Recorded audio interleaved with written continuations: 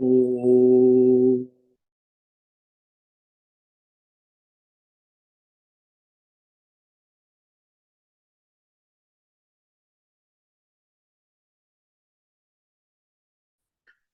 नमो भगवते वासुदेवाय।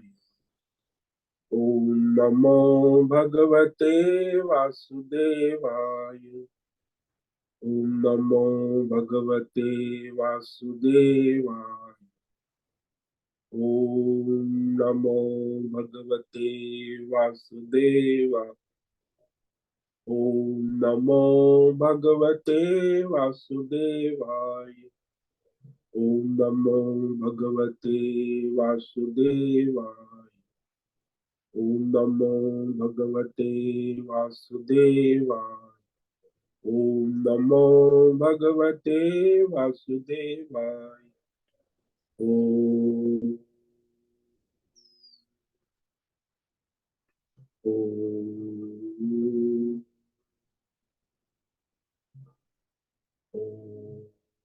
ओम। ओम श्री परमात्मने नमो नमः। ओम गणपतये नमो नमः। ओम सन सरस्वत्यै नमो नमः। ओम गुं गुरुभ्यो नमो नमः। ओम सहना भवतु सहनौ भुनक्तु सह वीर्यं करवावहै तेजस्विनावधीतमस्तु मा विद्विषावहै। ओम शांति शांति शांति। सदाशिव समारंभां शंकराचार्य मध्यम अस्मदाचार्य पर्यन्तां वंदे गुरु परंपरां। वंदे गुरु परंपरां। ओम पार्थाय प्रतिबोधितां भगवतां नारायणेन स्वयं व्यासेन ग्रथितां पुराणमुनि मध्ये महाभारतम् अद्वैतामृतवर्षिणीं भगवतीम् अष्टादशाध्यायिनीम् अम्ब त्वामनुसन्दधामि भगवत् गीते भवद्वेषिणीम् वसुदेवसुतं देवं कंसचाणूरमर्दनम् देवकी परमानन्दं कृष्णं वन्दे जगद्गुरु। नमस्ते परमं ब्रह्म सच्चिदानन्दरूपाय निर्गुणाय नमस्तुभ्यं ओंकाराय नमो नमः। सर्वे दुर्गाणि तरन्तु सर्वे भद्राणि पश्यन्तु सर्वे सद्बुद्धिमाप्नोतु सर्वे सर्वत्र नंदतु। ओम तत्सत। ओम ओम ओम। आप सभी ऑनलाइन नेटवर्क पर उपस्थित भगवद गीता श्रवण साधकों को आज प्रातः का अभिवादन अभिनंदन अभिवंदन। हरि ही ओम हरि ही ओम हरि ही ओम। हम सबको आज का यह दिव्य दिन तन मन धन जन देश काल विषय वस्तु परिस्थिति अवस्थाएं आध्यात्मिक भौतिक दैविक क्षेत्र व्यष्टि समष्टि सभी को अपने अपने पूर्व में अनंत जन्मों में किए हुए संचित पाप पुण्य धर्म अधर्म मिश्र कर्मों के पके हुए फल स्वरूप में वर्तमान में आज सभी को अपने अपने प्रारब्ध अनुसार परमेश्वरी अचिंत्य योग माया के माध्यम से प्रसाद स्वरूप में प्राप्त हुआ है। अतः आज का यह दिव्य दिन परमार्थ हेतु निष्काम सेवा यज्ञ देव यज्ञ ऋषि यज्ञ पितृ यज्ञ मानवता यज्ञ भूत प्राणी यज्ञ सात्विक दान शारीरिक वाचिक मानसिक तप निष्काम कर्म योग ध्यान योग भक्ति योग ज्ञान योग साधना स्वाध्याय वेद शास्त्रों का अध्ययन अध्यापन उपासना आराधना के लिए समर्पित करे और करवावे। अत्यंत दुर्लभ मनुष्य जीवन की प्रत्येक क्षण को परमार्थ हेतु सार्थक करे और करवावे। आज विक्रम संवत 2080 फाल्गुन मास शुक्ल पक्ष की नवमी तिथि है। रात्रि 22 यानी 10:48 तक। उसके बाद 10वीं तिथि लग जाती है। आज है आर्द्रा नक्षत्र, सायं 6:09 तक है। उसके बाद पुनर्वसु नक्षत्र लग जाता है। आज है सोमवार, शिव जी भोलेनाथ की आराधना उपासना का दिन है। और यहाँ शीत ऋतु जा रही है। रात्रि का न्यूनतम तापमान 10 डिग्री रहा और दिन का अधिकतम तापमान 28 डिग्री रहा। वायु की गति 5-10 किलोमीटर प्रति घंटा चल रही है। ईस्वी सन 2024 16 मार्च, 17 मार्च, आज 18 मार्च हो गई ना, आज नवमी। ईस्वी सन 2024 18 मार्च, 18 मार्च 2024 सुबह के 7 बजने वाले। कलयुग का प्रथम चरण 5248वां वर्ष, 7वां वैवस्वत मनवंतर, श्वेत वराह कल, ब्रह्मा जी का 26वां दिन और 51वां वर्ष चल रहा है। तो ऐसे अनंत कोटि ब्रह्मांडीय परमेश्वरी अचिंत्य योग माया में हमारा यह एक ब्रह्मांड, इस ब्रह्मांड में यह पृथ्वी लोक में समुद्र के ऊपर जम्बू द्वीप में विश्व का एकमात्र वैदिक राष्ट्र भारत में उत्तर हिमालय प्रांत में उत्तराखंड राज्य में टिहरी जिले में हिमालयन शिवालिक पर्वतमाला के अंतर्गत मणिकुट पर्वत के ऊपर नीलकंठ महादेव के सामने ऋषिकेश नगरी में मुनि की रेती प्रांत में शीशम जाड़ी में अवधूत बाड़ा आश्रम के सी ब्लॉक के 5 नंबर कमरे से गंगा किनारे से हम स्वामी उत्तमानंद सरस्वती भगवद गीता के आचार्य शिष्य स्वामी चिन्मयानंद सरस्वती महाराज कविलाद्वैत वेद व्यास भगवत पाद शंकराचार्य की श्रृंगेरी संन्यास परंपरा से शिक्षित दीक्षित सनातन वैदिक भारतीय हिंदू धर्म अनुसार संपूर्ण भगवद गीता ज्ञान यज्ञ ऑनलाइन चैतन्यमय जीवंत लाइव प्रसारण के अंतर्गत व्याख्यान माला में अध्याय 4 ज्ञान कर्म संन्यास योग के श्लोक नंबर 26 पर संस्कृत एवं हिंदी में व्याख्यान करेंगे। दिव्य पवित्र सरल सहर व्यावहारिक सटीक पूर्ण वर्ण अक्षर पद वाक्य पंक्ति श्लोक अध्यायों की संगति संधि अन्वय शब्दार्थ वाक्यार्थ भावार्थ रहस्यार्थ के यथार्थ तात्पर्य सहित वैदिक शास्त्र वेदव्यास साहित्य शंकर भाष्य एवं परंपरागत सन्यासी आचार्यों की टीका टिप्पणी सहित आज का यह भगवत गीता व्याख्यान करेंगे। कृपया आप सभी श्रद्धा भक्ति ध्यान से परिपूर्ण होकर के यह दिव्य श्रवण साधना करें। इसमें से कुछ ग्रहण करें, कुछ धारण करें, कुछ अपने जीवन में चरितार्थ करें और अपने निरंतरता लाए।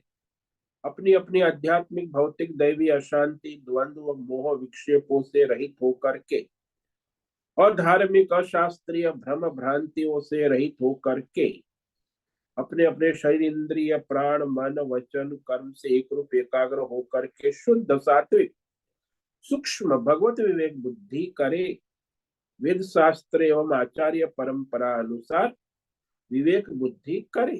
पुनः पुनः इस व्याख्यान का श्रवण करे, मनन करे, चिंतन करे, चर्चा विचारणा करे, प्रचार प्रसार लेखन करे, लिंक भेजे, ग्रुप में शेयर कर, अपना और सबका परम कल्याण करे और करवावे।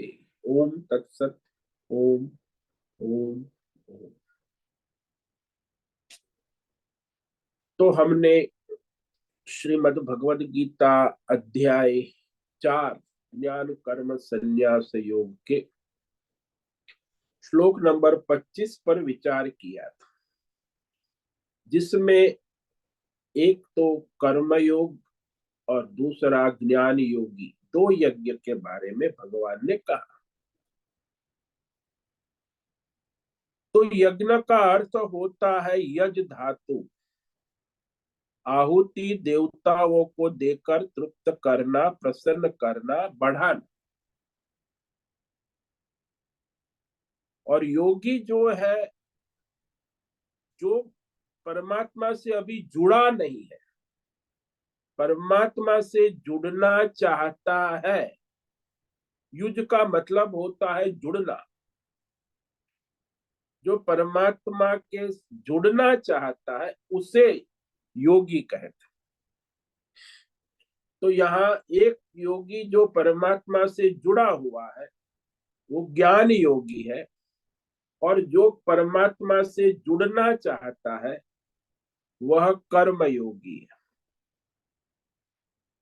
तो उसके विषय में कर्म योगी जो है परमात्मा से जुड़ना चाहता है, वो देवताओं का पूजन यज्ञ अनुष्ठान किया करते हैं।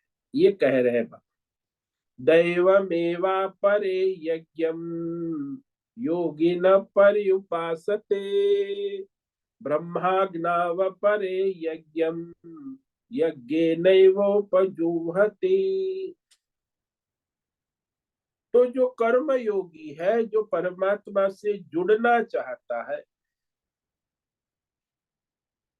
वह सोपाधिक देवता, देवी देवता, ब्रह्मा विष्णु महेश इंद्र वरुण आदि देवता, जो इंद्रियों को प्रकाशित करने वाले देवता है, तो उनके लिए अग्न याग दान पुण्य आदि करते हैं। तो वह उनका प्रयोजन सकाम हो तो देवताओं के द्वारा उनकी मनोकामनाएं पूर्ण होती है। और यदि निष्काम यज्ञ है तो चित्त शुद्धि से पवित्र तत्व ज्ञान की योग्यता प्राप्त होती है। लेकिन सकाम भाव से करने वाले में अहंकार रहता है, तो संसार जो है चक्र सकाम कर्म योगी का चलता रहे। तो धर्मात्मा है, लेकिन उसका संसार चक्र पितृलोक देवलोक स्वर्ग लोक आवागमन चलता रहता। तो वह देवताओं की आराधना उपासना करते हैं। तो जो निष्काम भाव से करते हैं तो उनका अंतःकरण बुद्धि शुद्ध होकर उन्हें आत्मज्ञान की योग्यता प्राप्त हो जाती है। तो इस प्रकार जो कर्म योगी के द्वारा जो निष्काम भाव से देवताओं का पूजन करता है, अनुष्ठान करता है, तो उसका अंतःकरण शुद्ध हो जाता है। सकाम भाव से करता है तो उसकी कामनाएं पूर्ण हो जाती है। और जो ज्ञान योगी है, आत्मज्ञान में स्थित है, आत्मज्ञानी, वह तो ब्रह्माग्नौ कहा, अब यानी परमात्मा रूपी ब्रह्म रूपी अग्नि में ही एकत्व दर्शन करते हैं। तो एकत्व यज्ञ के द्वारा आत्मस्वरूप यज्ञ का अनुष्ठान करते हैं, हवन करते, यानी आत्मा से आत्मा की आहुति देते। तो परमात्मा रूपी पर ब्रह्म रूपी अग्नि में उनका एकत्व हो गया, यानी जीव ब्रह्म ये भेद नहीं है। एकत्व ज्ञान यज्ञ के द्वारा, ये ज्ञान यज्ञ, तो वो आत्मज्ञानी ज्ञान यज्ञ करता है।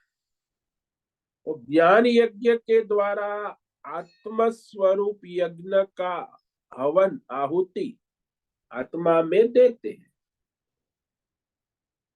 तो दोनों में फर्क, वो जो है ज्ञान यज्ञ आत्मज्ञानी करता है, और ये जो कर्म योगी है वो कर्म योग अपने साधन करता है, लेकिन अभी वो आत्मज्ञानी नहीं, उसकी योग्यता पाने के लिए कर्म योग।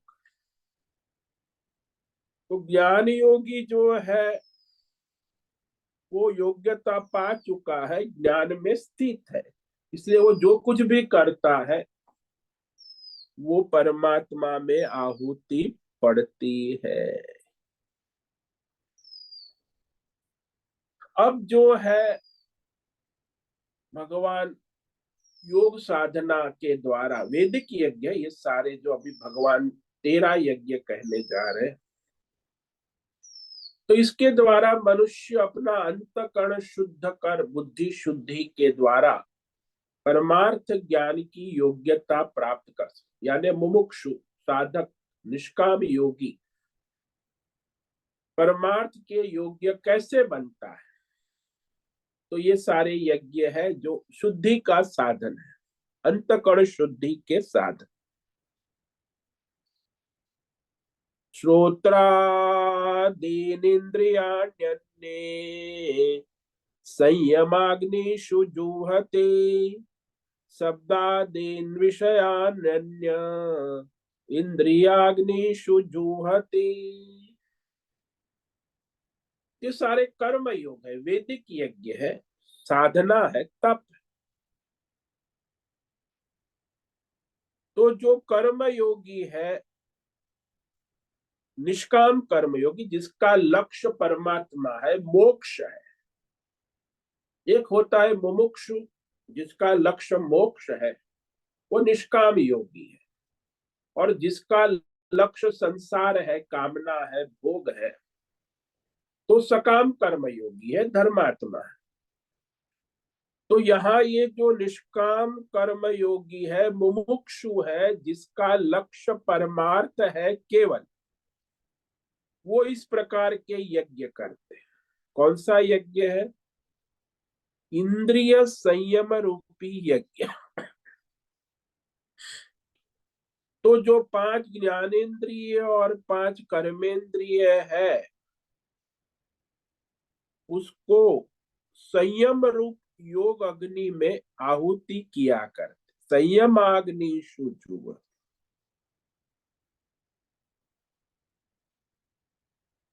अन्य दूसरे कर्म योगी है, वो शब्दादि इंद्रिय विषयों को इंद्रिय रूपी अग्नि में आहुति किया करते, जुवती। तो इस दोनों में फर्क है, दो प्रकार के यज्ञ है।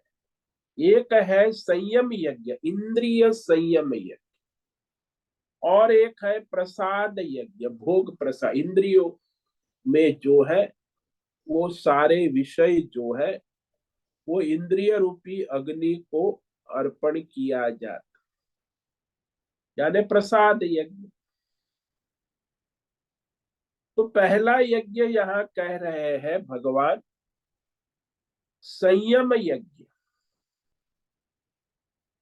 अभी जो मुमुक्षु है वो ये यज्ञ करते हैं, लेकिन जो संसार में सिद्धि चाहते वो भी करते, लेकिन उसको मोक्ष नहीं चाहे।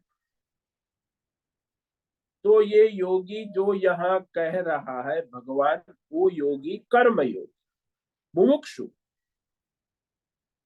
वह अपनी 10 इंद्रियों की संयम रूप अग्नि में आहुति देते हैं।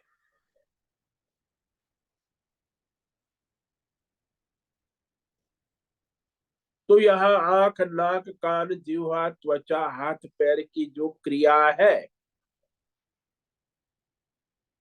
तो इंद्रियों को अपने विषयों से रोकना, जिसे हमारे शास्त्रों की भाषा में हठ योग कहते,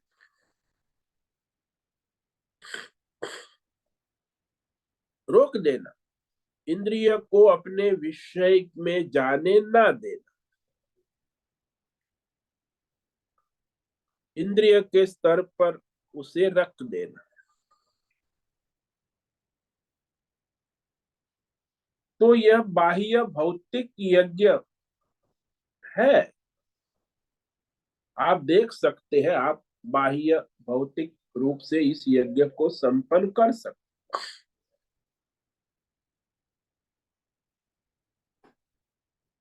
तो ये संयम रूपी अग्नि जो है, इसमें प्रत्येक इंद्रिया जो है, 10 इंद्रिया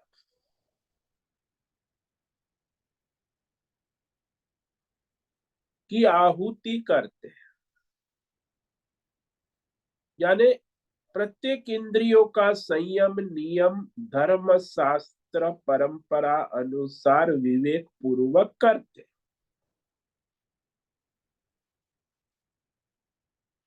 धर्म शास्त्र के अनुसार, परंपरा से, तो नियम संयम अपने मनमानी नहीं कर कि मैंने कंट्रोल कर दिया, ऐसे नहीं।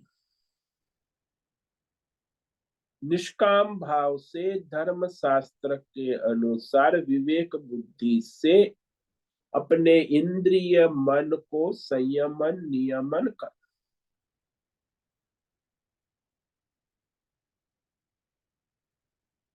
तो संयम शब्द बड़ा विचित्र है संसार में।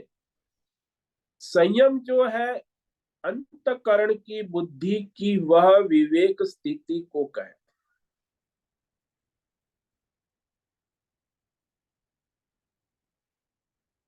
कि इंद्रिया अपने अपने विषयों का अनुसरण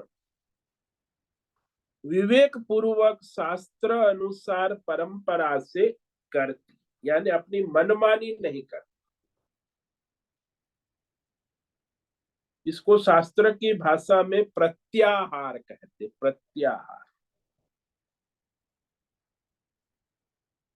कि सभी इंद्रियां अपना कार्य करती है, विषयों का अनुसरण करती है, लेकिन विवेक पूर्वक धर्म शास्त्र परंपरा अनुसार करती है। यानी स्वच्छंद मनमानी कोई इंद्रिया कार्य नहीं करती।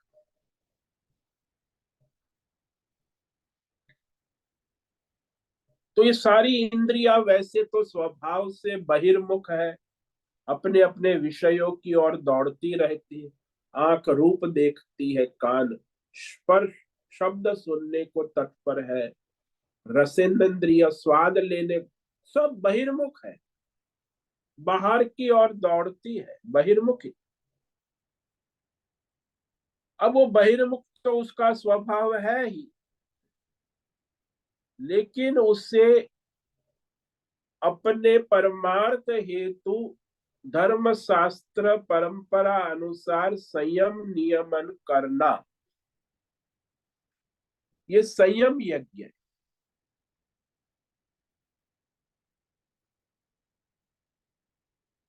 बार बार प्रयत्न करना कि वो इंद्रिया जो है बाहर जा रही है, तो भाई कहो कि भाई आपको भोजन करना है तो करो, लेकिन अब बाहर तो कहाँ। बोले शास्त्र धर्म के अनुसार समय नियम संयम से करो। कुछ भी नहीं कि पकोड़े आ गए पकोड़े खा ले, चाउमीन खा ली, आइसक्रीम वाला आ गया आइसक्रीम खा ली। ट्रेन में हम देखते थे ना, हम एक बार ट्रेन, तो वो दो परिवार था, तो साधन संपन्न, तो कोई भी आया भेल वाला पकौड़ी वाला, ये आया वो खाते रहे, फिर उल्टी की उसमें दो लोगों ने वही ट्रेन में। तो पैसा है भोग है, कोई इंद्रिय संयम आवश्यकता समय नियम संयम कुछ नहीं, खाना है बस, पशु की तरह बंदर होता है, उसे कोई संयम नियम नहीं हो। तो इंद्रियों का संयमन नियमन शास्त्र धर्म परंपरा अनुसार विवेक बुद्धि पूर्वक करना, इसे संयम यज्ञ कहते। हमारे ऋषि मुनि बताते हैं कि 10 इंद्रिया जो है उसके 10 प्रकार के विषय है, तो उस विषयों में विवेक पूर्वक ले जाना।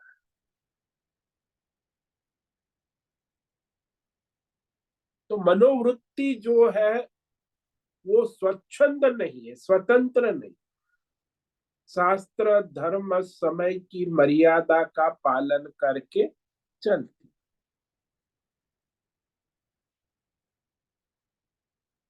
तो संयम पूर्वक रहना, इंद्रियों का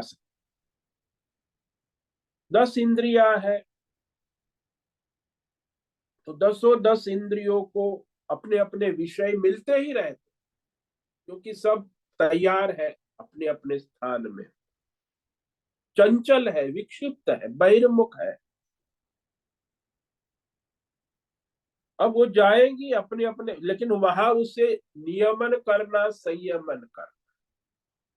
जैसे वो यहाँ हमारे ट्रैफिक पुलिस होता है, हमारे यहाँ चंद्रभागा पुल के ऊपर हमेशा ट्रैफिक जाम, पुलिस नहीं है तो ट्रैफिक जाम हो जाता, क्योंकि वहां 5 रास्ते हैं पुल के, तो उस पार इस पार आने जाने।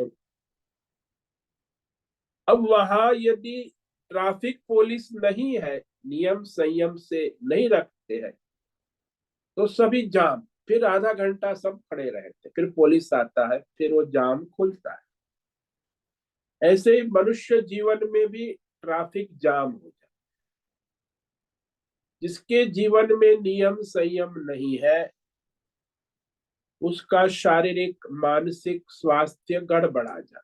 इसी को ट्रैफिक जाम कहते हैं, कि शरीर से अस्वस्थ हो जाते हैं, मन से अस्वस्थ हो जाते हैं, वाणी से, क्योंकि कोई संयम नियम है ही नहीं।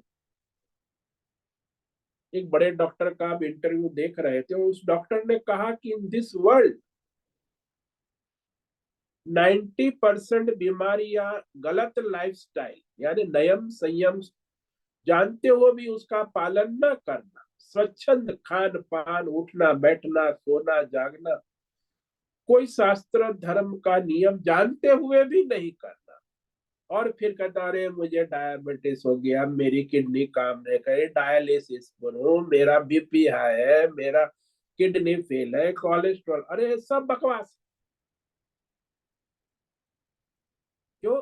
क्योंकि कोई नियम संयम लान टाइम देश काल विषय परिस्थिति का कोई विवेक बुद्धि है ही नहीं।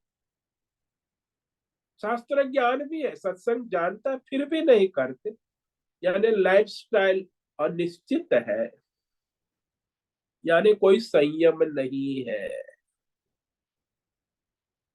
तो मनुष्य की ज्यादातर 90% समस्या यही है कि विवेक बुद्धि रहित, शास्त्र विवेक ज्ञान जानते हुए भी उसका पालन न करना, और फिर समस्या का सामना करना। तो हमारे ऋषि मुनि ने स्पष्ट कहा है कि अरे भाई, तुम संयम नियम से रहोगे, तन से स्वस्थ रहोगे, मन से स्वस्थ रहोगे, बुद्धि का विवेक जागृत रखो, धर्म शास्त्र के अनुसार अपना नित्य कर्म, नैमित्तिक कर्म, स्वधर्म कर्तव्य करो, मन वचन कर्म से एक रूप होकर संयम करो। ये तो सब कुछ भी जिसको जो भी आए बकवास बोल दिया, कुछ भी कर लिया, चेष्टा जैसे पशुवत, तो फिर वहां कोई संयम नियम न होने के कारण वो अपने सामान्य जीवन निर्वाह भी ठीक से नहीं कर सकता। ये परमार्थ योग मोक्ष का मार्ग तो बहुत दुर्लभ। जो प्राइमरी मैथमेटिक्स में फेल है, वो फिर आगे पीएचडी कैसे करेगा मैथमेटिक्स? इसीलिए उसे विवेक करना आवश्यक, कि सामान्य जीवन, स्वस्थ जीवन जीना है तो भी उसमें इंद्रिय का संयमन नियमन विवेक पूर्वक शास्त्र के अनुसार आवश्यक। अब यहाँ तो ये मुमुक्षु है, परमार्थी है, उसे तो विशेष सावधानी रखनी होगी। तो ये आवश्यक है कि 10 इंद्रियों के 10 प्रकार के विषयों से उसे संयम नियम पूर्वक रोकना, ये संयम यज्ञ है। तो इंद्रिया तो जाएंगी, लेकिन उससे शास्त्र के अनुसार, जैसे ट्रैफिक नियमन होता है, ऐसे ही 10 इंद्रियों का ट्रैफिक है, अंदर से भी है बाहर से भी है, हैवी ट्रैफिक। इंद्रिय के विषयों का ट्रैफिक भी है, बाहर से आ रहा है, अंदर से इंद्रिय का ट्रैफिक, वृत्तियों का ट्रैफिक भी है। अब यदि आपकी बुद्धि पुलिस नहीं बनेगी, संयम नियम विवेक शास्त्र, तो एक्सीडेंट होगा, ट्रैफिक जाम हो जाएगा। इसलिए इंद्रियों का विवेक बुद्धि पूर्वक संयमन नियमन करना, यहाँ रोकना निरोध करना का मतलब है लॉकडाउन करना नहीं। इंद्रियों को लॉकडाउन नहीं कर सकते, उसका संयमन नियमन धर्म शास्त्र के अनुसार करना, दृढ़ विवेक बुद्धि निष्ठा होनी आवश्यक। अब जब हम इंद्रियों का संयम करते हैं, रोकने का प्रयत्न करते हैं, उस समय हमारी मन की स्थिति विभिन्न वृत्तियों से प्रभावित होती, बाहर से भी और अंदर से भी। तो हर एक इंद्रिया जो है वो अपने अपने विषय की ओर खींचेगी।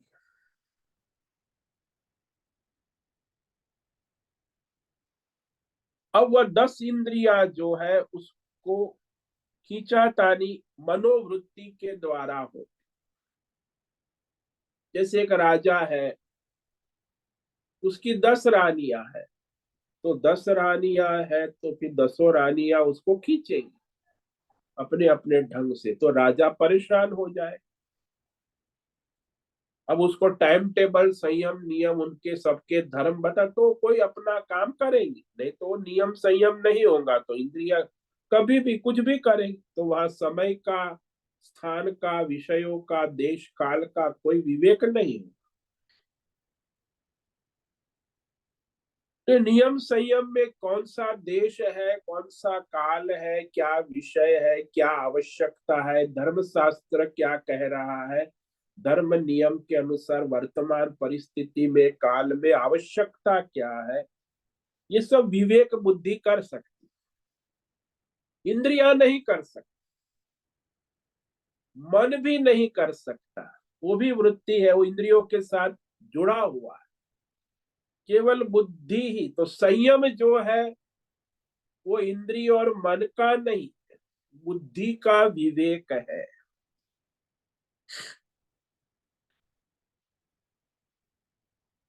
तो बुद्धि के विवेक रूपी अग्नि को यहाँ का संयम अग्निशु। तो बुद्धि के विवेक रूपी संयम अग्नि में आहुति, यहाँ बहुवचन का प्रयोग किया है क्योंकि 10 इंद्रियां है ना, और उसमें आहुति अनेक विषयों की पड़ती है।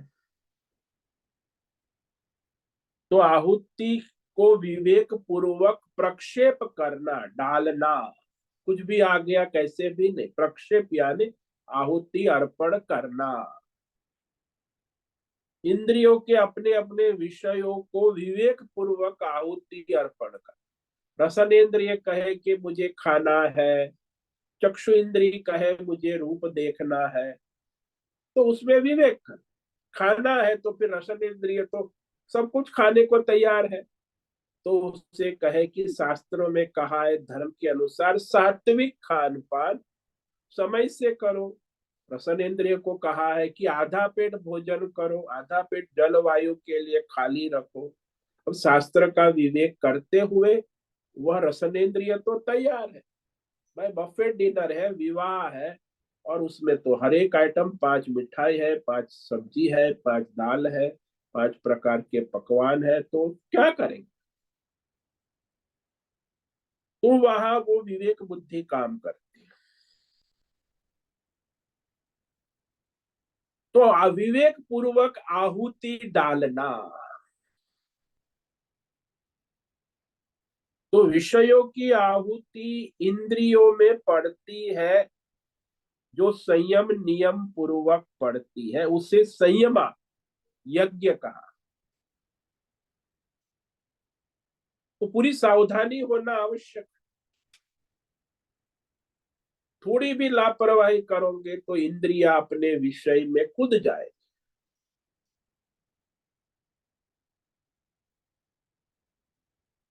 तो ये संयम यज्ञ कहा। अब यहाँ दूसरा एक यज्ञ कहा भगवान ने इस श्लोक में दूसरी पंक्ति में, कि ये जो 10 इंद्रिया है उसके विषयों को इंद्रिय रूप अग्नि में आहुति की जाती, हवन किया, जूहति। इसको ऋषि मुनि संत प्रसाद यज्ञ कहते, प्रसाद यज्ञ। कि हमारी 10 इंद्रिया जो बाह्य व्यवहार कर रही है ना, तो वो जो बाह्य व्यवहार कर रही इंद्री करते समय संयम कर लेते हैं,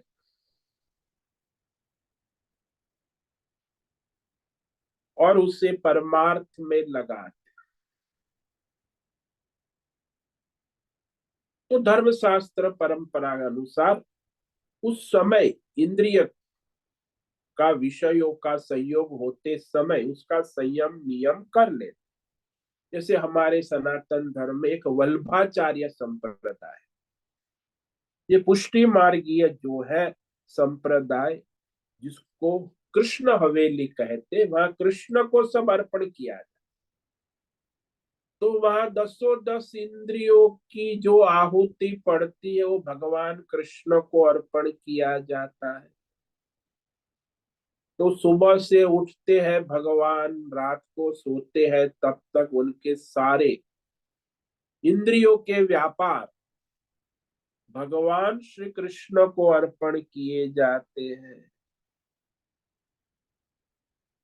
अब ये इंद्रिय की आहुति पड़ रही है, इंद्रियों में आहुति पड़, इंद्रियों की नहीं, इंद्रियों में विषयों की आहुति पड़।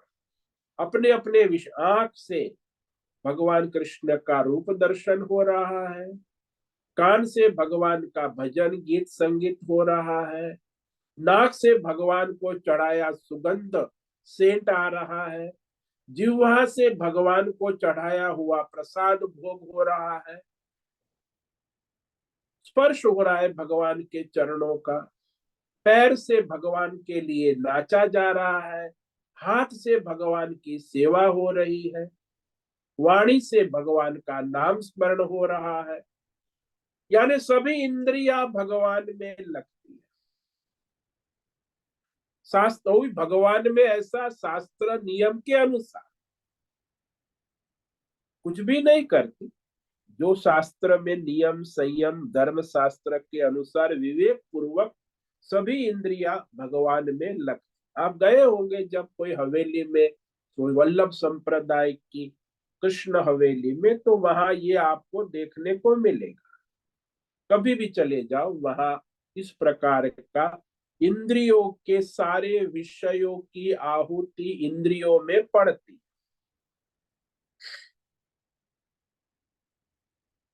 तो वहां निषिद्ध विषयों का ग्रहण नहीं होता, अधार्मिक शास्त्र से विरुद्ध विषयों का ग्रहण नहीं करते, और वहां व्यष्टि समष्टि राग द्वेष पूर्वक भी इंद्रिया विषय ग्रहण नहीं करते, राग द्वेष रहित वहां इंद्रिया कामना पूर्वक भी विषय ग्रहण नहीं करती, भगवान के प्रसाद बुद्धि से विषय ग्रहण करते। तो उसमें न कामना है, न राग द्वेष है, न अधर्म है, न निषिद्ध विषयों का ग्रहण है। कान से वही सुनेंगे जो भगवत विषयक है, दूसरा विषय नहीं सुनेंगे। आंख से वही देखेंगे जो भगवत विषयक देखने लायक है, भगवान के दर्शन, दूसरे विषय को नहीं देखे। तो इस प्रकार ये सारी 10 इंद्रिया जो है उसमें जो विषयों की आहुति पड़ती है, यानी इंद्रिया अग्नि हो गई, और उसके 10 विषय जो है वो उसकी सामग्री आहुति हो। प्रत्येक इंद्रिय विषय की परमात्मा में आहुति करते हैं। अब परमात्मा को अर्पण करना है तो धर्म शास्त्र परंपरा अनुसार ही होगा। मनमानी नहीं हो सकता है।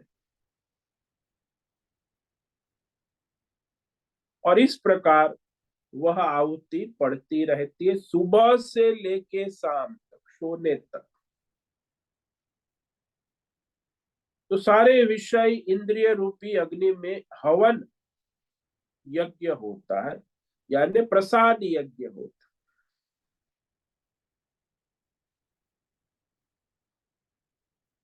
तो यहाँ एक विशेष सावधानी होती है, विशेष विवेक होता है कि आंख के देखते समय विवेक रहे कि यह संसार नहीं, आंख रूपी इंद्रिय अग्नि में हम परमात्मा को देख रहे हैं।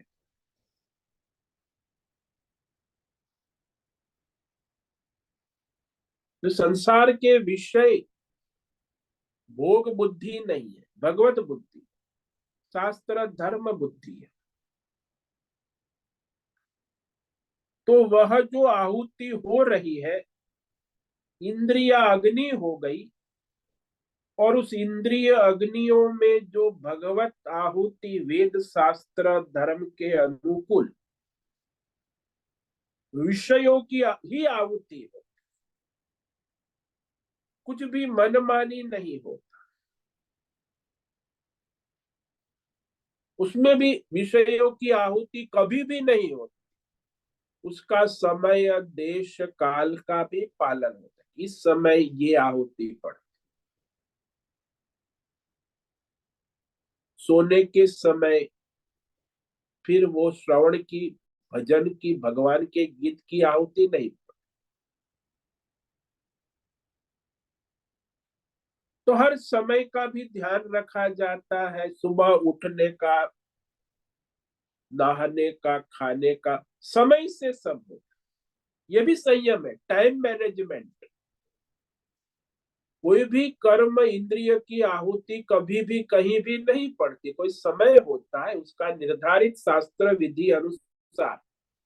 जैसे स्नान का समय है सुबह 4 बजे, ब्रह्म मुहूर्त। भोजन का समय है मध्यान्ह 12 बजे। अब आप कहोगे हमें तो 12 बजे टाइम नहीं, हम तो 3 बजे भोजन में आहुति देते, तो वो आपका मनमानी है। 12 बजे की आहुति है वो शास्त्र धर्म के अनुसार। इसीलिए समय का भी पालन आवश्यक है, स्थल का भी, विषय वस्तु व्यक्ति धर्म शास्त्र अनुसार होनी।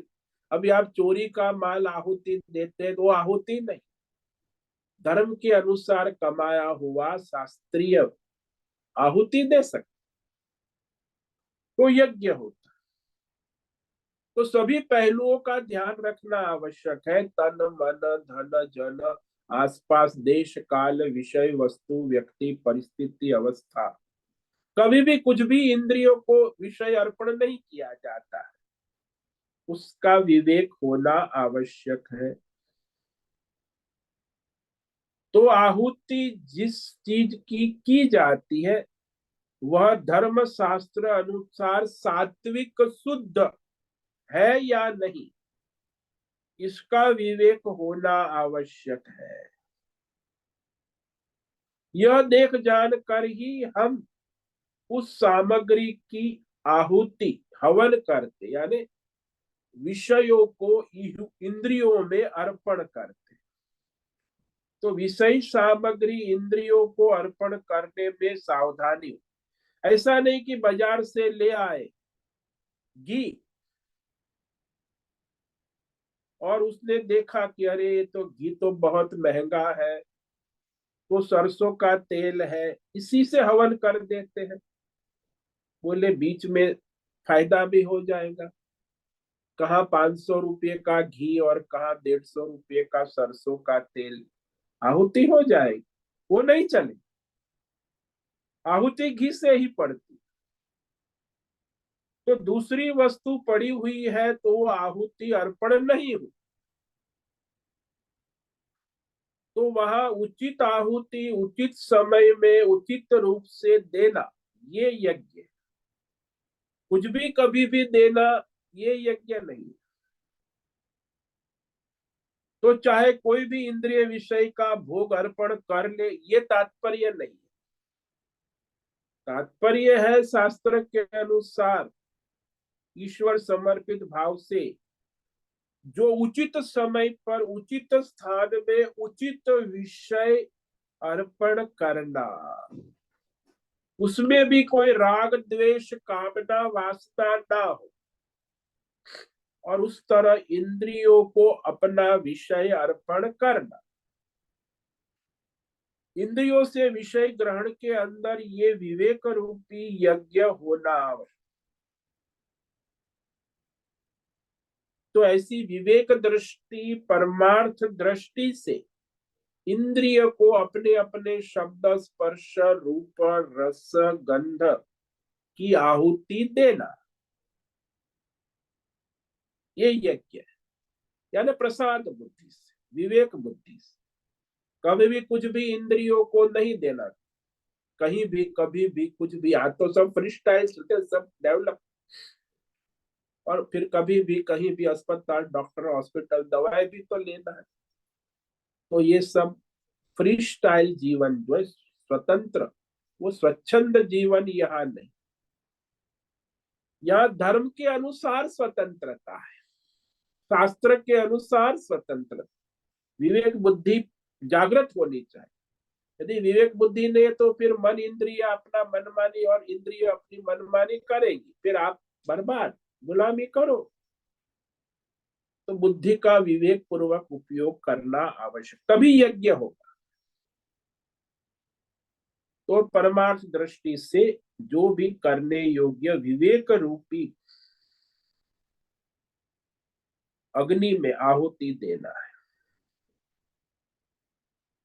अब आगे एक और यज्ञ बताते हैं कि अपनी अपनी सामर्थ्य योग्यता अनुसार सभी यज्ञ, ये यज्ञ कर्म योग है, अंतःकरण शुद्धि मुमुक्षु के लिए भगवान कह रहे, कामना पूर्ति वालों के लिए नहीं। जो मुमुक्षु है, कर्म योगी है, निष्काम, ये वैदिक यज्ञ कि वह अभ्यास किए जाना उचित है। तो वह उसका निरूपण भगवान आगे श्लोक नंबर 27 में करते, इसको आज पढ़ेंगे, इस पर व्याख्यान कल करेंगे। तो ये है आत्मज्ञान विवेक यज्ञ। वो कैसा है? सर्वाणि इंद्रिय कर्माणि प्राण कर्माणि चापरे आत्म संयम योगाग्नौ जुहति ज्ञान दीपिते। तो मुमुक्षु है, कर्म योगी है, वो इंद्रियों की संपूर्ण क्रिया, 10 इंद्रियों की संपूर्ण क्रियाओं, सर्वाणी इंद्रिय कर्माणि, केवल इंद्रियों की नहीं, प्राण की भी, प्राण कर्माणि, प्राण अपान व्यान, प्राण की सभी क्रिया, आत्मज्ञान रूपी अग्नि, आत्म संयम योगाग्नि, यानी तत्व ज्ञान आत्मज्ञान रूपी विवेक से प्रकाशित आत्म संयम योग रूपी अग्नि में आहुति किया करते हैं। तो ये सारी इंद्रिया जो है उसकी परमात्मा में आहुति पड़ती है, आत्मज्ञान में, आत्मज्ञान विवेक रूपी यज्ञ। इस पर हम कल विचार करेंगे। तो आज जो हमने 2 यज्ञ पर विचार किया उसे संक्षेप में देख लेते हैं। दैवमेवापरे यज्ञम योगिन पर्युपासते ब्रह्माग्नावपरे यज्ञम यज्ञेनैवोपजुहति श्रोत्रादीनिन्द्रियाण्यन्ये संयमाग्निषु जुहति शब्दादीन विषयान्य इंद्रियाग्निषु जुहति। तो यहाँ 2 प्रकार के यज्ञ भगवान ने कहे। एक तो है संयम यज्ञ, इंद्रिय संयम, और दूसरा है प्रसाद यज्ञ। तो संयम यज्ञ जो मुमुक्षु है, कर्म योगी, जो परमार्थ जिसका लक्ष्य है, वो लोग ये यज्ञ करते हैं कि सारी की सारी इंद्रियों को शास्त्र धर्म परंपरा अनुसार संयम रूपी अग्नि में आहुति किया करते हैं, जूहति, यानी रोकते नहीं है, आहुति देते हैं, लेकिन संयम नियमन करके आहुति देते, देश काल विषय परिस्थिति का विवेक करके संयम नियम पूर्वक इंद्रियों को, समस्त इंद्रियों का संयम करते हैं। और दूसरे मुमुक्षु योगी है जो अपनी बुद्धि शुद्धि के लिए प्रसाद यज्ञ कहा, ये कि शास्त्र धर्म आज्ञा अनुसार सभी इंद्रियों के विषयों को इंद्रिय रूपी अग्नियों में आहुति किया करते हैं। तो इंद्रियों को विषय अर्पण करते हैं शास्त्र के अनुसार, धर्म के अनुसार। जैसे हमने हमारे संप्रदाय में वल्लभाचार्य संप्रदाय हवेली में आप जाओ तो वहां इस प्रकार का यज्ञ होता है भाई, भगवान के लिए वो भजन भी चलता है, वो भी समय से सब होता है, काल की भी महिमा है, स्थान की महिमा है, और देश काल विषय वस्तु परिस्थिति के अनुसार वो भगवान को सारे भोग लगाए जाते। ये भोग जो है, ये आहुति, आंख से रूप की आहुति, कान से शब्द संगीत, नाक से सुगंध, जीवा से स्वाद प्रसाद। तो वहां जो मिठाई है, वो मिठाई जो जीवा ग्रहण कर रही है वो प्रसाद है, मिठाई नहीं। तो जो स्वाद है वो स्वाद ही परमात्मा का स्वरूप है, प्रसाद।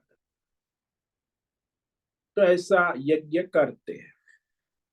तो सभी आंख से रूप देखते हैं, कान से शब्द सुनते हैं, नाक से गंध लेते हैं, जीवा से स्वाद लेते, स्पर्श करते हैं, तो सब भगवान को ही स्पर्श करते। तो इससे उनकी बुद्धि शुद्धि होती है, भगवतमय होती है। ओम नमो नारायणाय, ओम नमो नारायणाय, ओम नमो नारायणाय, ओम नमो नारायणाय, ओम नमो नारायणाय।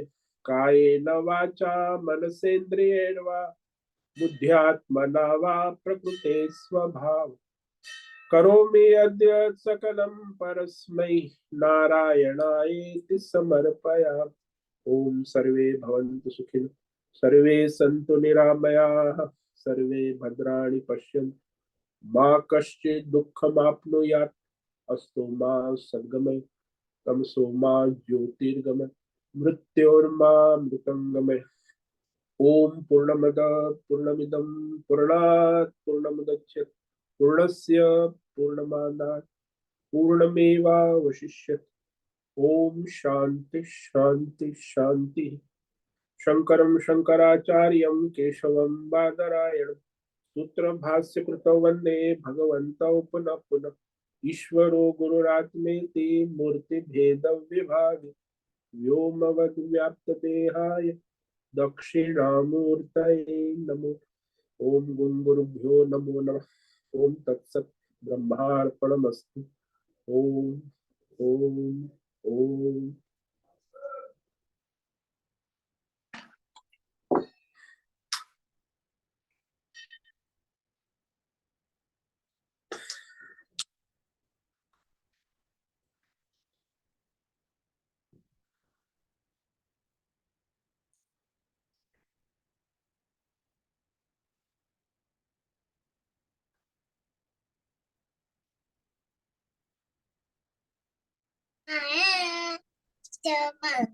हरि ओम हरि ओम हरि ओम स्वामी जी।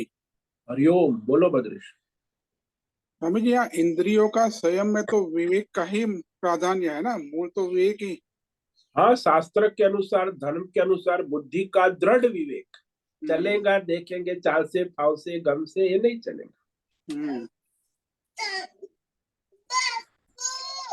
क्योंकि दृढ़ इंद्रिय तो विवेक। अपने अपने हाँ संस्कार जो पूर्व जन्म का है उस हिसाब से चलेगा, उसको हाँ, पूरा काबू में इंद्रिया। रखने के लिए। हाँ। हाँ हाँ हाँ, सभी इंद्रिया अपने अपने प्रकृति बहिर्मुख है, विषय संस्कार के अनुसार चलेगी। हम्म। वो तो पशु है ना, जैसे पशु है उसको ऐसे हम्म। छोड़ दो तो अपने संस्कार के अनुसार चलेंगे। वो तो पशुपालक जो उसका चरवाह है वो उसे काबू में रखता है ना, विवेक पर। ये जो इंद्रिय है उसका जो संस्कार जो है वो तो पूर्व जन्म का संस्कार है, और ये जन्म में भी जो कर्म हुए हैं हाँ जी। हाँ, उसके अनंत जन्मों के संस्कार इस जन्म के भी है। उस आधार पे वो चंचल होती है। वो चेष्टा करती है, चंचल होती है, विक्षिप्त होती है। अब शास्त्र विवेक धर्म बुद्धि दृढ़ नहीं है तो फिर वो मन तो उसके साथ जुड़ा हुआ है। मन और इंद्रिया की टीम, एकादश टीम है, ये लोग तो अपना काम कर लेंगे, बुद्धि को भी खींच लेंगे। वो 11 है, बुद्धि एक अकेली है। अब दृढ़ नहीं होगी तो तुरंत चली जाएगी। हाँ, पर जो बुद्धि में विवेक नहीं है वो तो निर्बल ही बुद्धि है। हाँ, वो तो चली ही जाएगी। बुद्धि दृढ़ विवेक बुद्धि हाँ, शास्त्र के अनुसार हाँ, करना आवश्यक। बुद्धि में शास्त्र धर्म का पूरा विवेक है तो बलवान बुद्धि है। हाँ और जी। जब बुद्धि में विवेक नहीं है, हाँ, तो वो चली विवेक जाएगी। हुआ नहीं है, तो फिर निर्बल ही हो जाएगी इसके सामने। हाँ, तो वो तो उसके सामने टिके, वो तो 11 की टीम उन्हें खींच के ले जाएगी, चल चल पार्टी है, मजा आएगी, बस चले जाएगी। बुद्धि कोई तो सब विवेक का। यहाँ व्यष्टि एंड समष्टि, क्योंकि कई बार ऐसे संघ में जाते हैं जहाँ वातावरण जो है वो संयमित है, तो वहाँ हम्म। संयम हो जाता है। तो हाँ वहाँ जी। समष्टि का भी तो महत्व है ना, समष्टि कौन से हाँ, किसके साथ व्यष्टि संग करते हो। समष्टि दोनों दोनों काम करता है, व्यष्टि समष्टि आपका सहयोग करता है। तो समष्टि की बुद्धि होती है उसमें, हर एक व्यक्ति जो समष्टि में जुड़ा हुआ है वो संघ जो है उसकी एक बुद्धि हाँ, होती है, तो बुद्धि भी बलवान है तो उसमें समष्टि प्रभाव पड़ता विवेक है। होता है। हम्म। समष्टि बुद्धि में समष्टि विवेक होता है, तो वहां जैसे आप कहीं मंदिर में गए, आश्रम में गए, तो वहां समष्टि आपका संयम होगा। वहीं हम्म। कहीं होटल में गए तो वहां सब नाच गान खान पान तो सब अपना स्वच्छंद होता है। हम्म। तो फर्क है ना, वहां हम्म। का होटल का और आश्रम का नियम संयम। तो यहाँ इंद्रियों का संयम करने के लिए ऐसे संघ जो है उसका संघ करने से उसको एक संयम करने का अभ्यास होता है, होता तो धीरे है, संयम धीरे करने का संयम। अभ्यास होता है। हाँ। नहीं तो फिर वो तो अपने आप तो नहीं हो पाएगा जल्दी पहले। हम्म। तो उसे समष्टि वातावरण में अनुकूलता होती है। हम्म। तो यहाँ स्वामी जी, इस वातावरण का तो भी बहुत महत्व का, क्योंकि वो वातावरण जो है उसमें ही उसका व्यवस्थित अभ्यास होगा नहीं इंद्रियों नहीं का नहीं, संयम का। उसे अपने समष्टि को व्यष्टि को विवेक दृढ़ करना हो। हम्म। समष्टि गौण है, व्यष्टि का प्राधान्य है। हम्म। समष्टि के भरोसे चले जाए तो व्यष्टि का भरोसा नहीं किया जा। हम्म। तो व्यष्टि का प्राधान्य है, समष्टि तो गौण है। आपने तुम कोई भी वातावरण में जाओ, तब मुझे कोई ले गया वहां विवाह में, तो मैं तो वहां सब बुफे डिनर है, वो शराब हम्म। और मांसाहार भी काउंटर चल रहे हैं, सब चल रहा है। हम्म। और वो कहेंगे महाराज प्रसाद ले लो, कुछ ले लो, हाथ जोड़ के प्रसाद। तो हम्म। फिर मुझे विवेक करना है ना, समष्टि तो सब है। हम्म। तो मैं कहूंगा अरे मुझे दे दो फल, जूस दे दो, बस और क्या। वो तो जब बुद्धि व्यष्टि की बुद्धि बलवान है तब वो उसमें टिक जाता है, पर जब तो धर्मनिष्ठा, अंदर। शास्त्र हाँ। निष्ठा, बुद्धि में दृढ़ विवेक होना आवश्यक है, नहीं कि भावनाओं में बह जा रहे मेरा मित्र है उसकी बेटी की शादी है तो फिर चलो सब है, थोड़ा टेस्ट कर लेते हैं, मित्र भी कह रहा है, तो आप भावना में आ गए ना। नहीं तो वो तो बुद्धि बलवान नहीं है, क्योंकि कोई विवेक है नहीं उसमें। हाँ, तो भावना। बुद्धि का विवेक तो बुद्धि आपकी व्यष्टि बुद्धि का ही महत्व है ना। हाँ, पर वो समष्टि बुद्धि व्यष्टि बुद्धि को बलवान करने के लिए उसको ऐसे अनुचित माहौल में रखना पड़ेगा ताकि वो बलवान हो, उसको अभ्यास करवाना। हाँ, तो फिर नहीं तो वो तो अपने मनमानी करने लगेंगे। क्योंकि ऐसे माहौल में हम जाते ही रहेंगे हाँ तो फिर वो उसका अभ्यास वही होगा, तो बुद्धि बलवान हो ही नहीं सकती। हाँ, इसीलिए विवेक तो अपना ही बुद्धि का बलवान होना आवश्यक है, बुद्धि का विवेक दृढ़ होना आवश्यक। वो बाहर की गौण है, समष्टि जो है पर अनुकूल प्रतिकूलता, मुख्य तो आपकी व्यष्टि बुद्धि का महत्व है ना।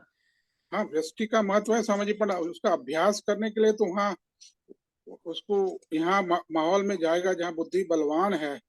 नहीं, तो ऐसे कोई जाने की जरूरत नहीं है, प्रारब्ध के अनुसार माहौल आएगा और जाएगा, उसमें उसे विवेक करना है, हम्म या जाने आने की जरूरत नहीं है। प्रारब्ध हम्म के अनुसार माहौल तो आएगा ही। नहीं, वो तो बरोबर प्रारब्ध के हिसाब से आएगा, बट पुरुषार्थ तो भी करना पड़ेगा ना। प्रारब्ध के अनुसार पुरुषार्थ, उचित पुरुषार्थ करना होगा धर्म हम्म शास्त्र के अनुसार।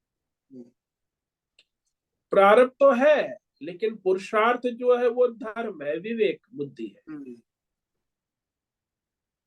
वही पुरुषार्थ की स्वतंत्रता है मनुष्य को, हम्म और वही सब गड़बड़ा जाते हैं, हम्म स्वतंत्रता का दुरुपयोग करते हैं। हम्म वहाँ स्वतंत्र विवेक होता नहीं है, और हाँ आचरण कर लेते जो शास्त्र धर्म के विहीन है। हाँ जी, हाँ जी, तो फिर गए। तो अभ्यास होता है, उसका अभ्यास होता है तो और भी पतन होता है। हाँ, फिर तो पतन की सीढ़ी आ गई ना।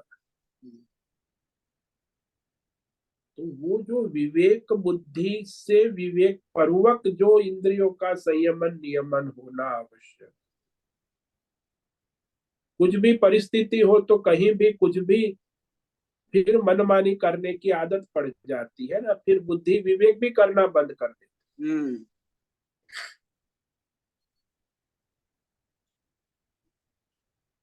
तो अभ्यास इतना हो गया है कि हाँ, इसको वहाँ आज जो स्वतंत्रता कहते हो तो गुलामी है, इंद्रिय और मन की स्वतंत्रता कहाँ है। ये तो सबसे बड़ी गुलामी है, उसके गुलामी का परिणाम भी भोगते, बीमार रहते तन से मन से, सामाजिक रूप से कितनी समस्या, वाणी का झगड़ा, फोन से, मन से, कहाँ कोई सात्विकता, मानवता, दया, करुणा, पारिवारिक भावना कहाँ रही।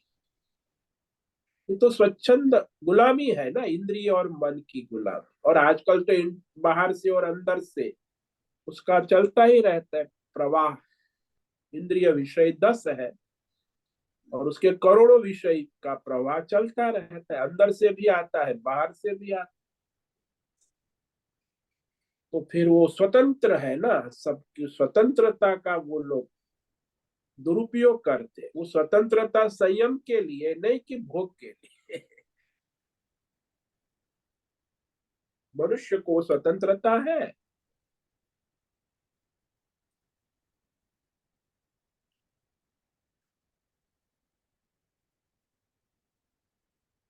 हाँ स्वामी जी, क्लियर हुआ। बहुत बहुत धन्यवाद। ओम नमो नारायणाय। ओम नमो नारायण। नमो नमः गुरुदेव। हाँ बोलो नैना में।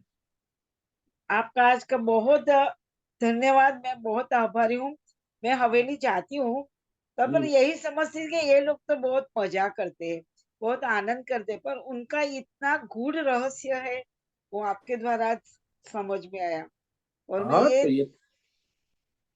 ये सब देखती हूँ, वहां से भाग आते सब करते, पर उसका इतना रहस्यमय और यज्ञ है वो आपके द्वारा समझ में आया। आपका बहुत धन्यवाद गुरु जी। हाँ, तो वही संयम यज्ञ है, वही भगवान का यज्ञ है, इसी को प्रसाद यज्ञ कहते हैं, विषयों का इंद्रियों में आहुति देना।